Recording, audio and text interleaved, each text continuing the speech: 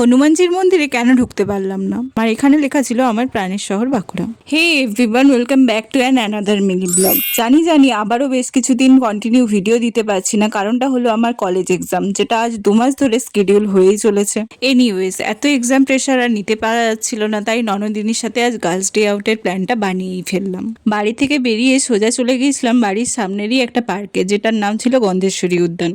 আজ প্রায় অনেক বছরই এটা ওপেন হয়েছে, কিন্তু বাড়ির এত কাছে থাকা সত্ত্বেও একদিনও এখানে আসা হয়নি, তাই ভাবলাম আজ একটু প্রকৃতি দিয়েই মনটা রিল্যাক্স করা যাক। তো এখানে নিজেদের মতো টাইম স্পেন্ড করে বেরিয়ে ভাবলাম একটু ফুচকা খেয়ে নিই, কারণ মন রিল্যাক্স করলে কি শুধু হবে, পেটটাকেও রিল্যাক্স করতে হবে। তো যেমন ভাবা তেমন কাজ, ওখান থেকে বেরিয়ে সোজা চলে গেছিলাম একটা ফুচকা স্টলে। তো ওখানে গিয়েই প্রথমে অর্ডার করে দিয়েছিলাম আমাদের জন্য 2 প্লেট শুকনো ফুচকা। আর এখানে আমি আর আমার ননদিনী ওয়েট করছিলাম কখন আমাদের ফুচকাটা রেডি হবে, আর এখানে কাকু রেডি করেই চলেছে অন্যদের ফুচকা। তো ফাইনালি আমরা পেয়ে গেছিলাম। ফুচকার দোকানে গেছি, আর জল ফুচকা না খেয়ে ফিরে আসবো এটা তো হতেই পারে না। তো ওখান থেকে জল ফুচকা খেয়ে সোজা বেরিয়ে গেলাম মন্দিরের দিকে। তো হনুমানজির মন্দিরের ভেতরে আমি তো প্রবেশ করতে পারবো না, তাই বাইরের থেকেই দর্শন করে সোজা চলে গেলাম পাশেই সতীঘাট ব্রিজে, আর ওখানেই কিছু ফটো তুলে নিয়ে আবার চলে এলাম বাড়ির উদ্দেশ্যে।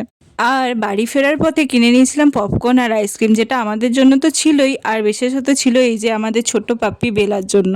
আর আইসক্রিম দেখে তো ও খুব এক্সাইটেড হয়ে পড়েছে, আর আমরাও খুব টায়ার্ড হয়ে পড়েছি। তো ড্রেসটা চেঞ্জ করে তারপরে তোমাদের সাথে দেখা করছি। তো ফাইনালি ড্রেস চেঞ্জ করে চলে এসেছি, এখন আমরা খাই আইসক্রিম। আর তোমরা চ্যানেলটাকে অবশ্যই সাবস্ক্রাইব করে যেও। টাটা।